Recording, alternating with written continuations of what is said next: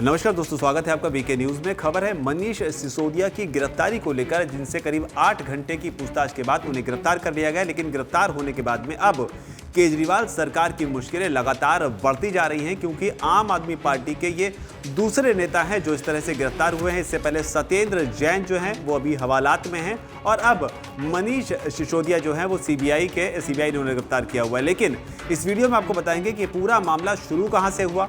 केजरीवाल सरकार ने जिस नई लिकर पॉलिसी को बनाया था, तब उन्होंने इसे लेकर क्या दावे किए थे, और वो तमाम क्या बातें हैं जिसकी वजह से मनीष सिसोदिया जो है वो गिरफ्तार किए गए हैं। तो सबसे पहले आपको बता दें कि पूरा मामला जो है वो शुरू हुआ था जब दिल्ली के उपराज्यपाल विनय सक्सेना ने ये मांग की थी कि इसमें सीबीआई जांच जो है, दिल्ली सरकार की जो नई लिकर पॉलिसी है इसकी सीबीआई जांच होनी चाहिए।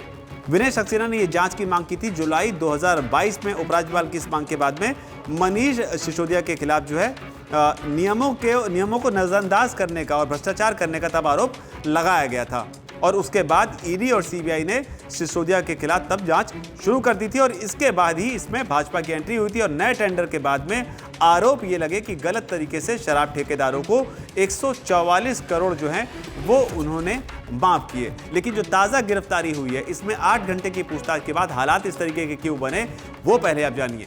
दरअसल मनीष सिसोदिया पर आरोप यह है कि डिजिटल साक्ष्यों और गवाहों के जो बयान हैं, उनके जो जवाब दे रहे थे वो जवाब संतोषजनक नहीं थे।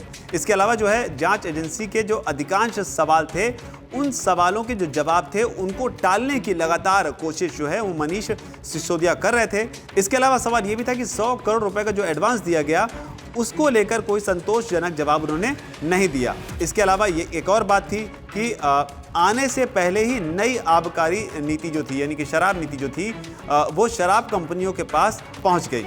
लेकिन जो सबसे बड़ी बात थी वो ये थी कि छापेमारी से पहले जो अन्य आरोपी थे उनके साथ सिसोदिया ने भी मोबाइल जो हैं उन्हें नष्ट किया, यानी कि सबूतों को नष्ट करने की बात जो है इस मामले में सामने आई है।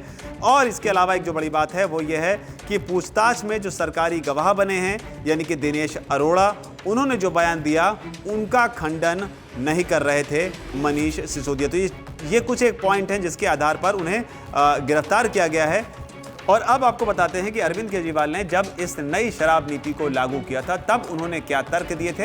लेकिन उसके पहले आपको बता दें कि मई 2020 में दिल्ली सरकार जो है विधानसभा में नई शराब नीति को लेकर आई थी, जिसे नवंबर 2021 में तब लागू किया गया था। और तब उन्होंने 4 बातें जो हैं बताई थी। उन्होंने कहा था कि दिल्ली में शराब माफियाओं और कालाबाजारी को रोकने के लिए वो नीति लेकर आ रहे हैं। साथ ही उन्होंने ये भी कहा था कि दिल्ली सरकार के राजस्व को इससे बढ़ाया जाएगा, ये उनका मकसद है।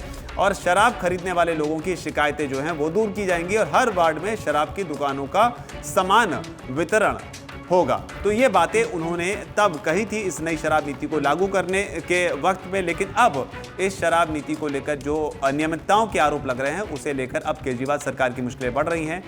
मनीष सिसोदिया के मामले में आगे जो भी डेवलपमेंट होगी, जो भी जानकारी निकलकर सामने आएगी, वह आपको लगातार बताते रहेंगे। लेकिन फिलहाल इस खबर में इतना ही।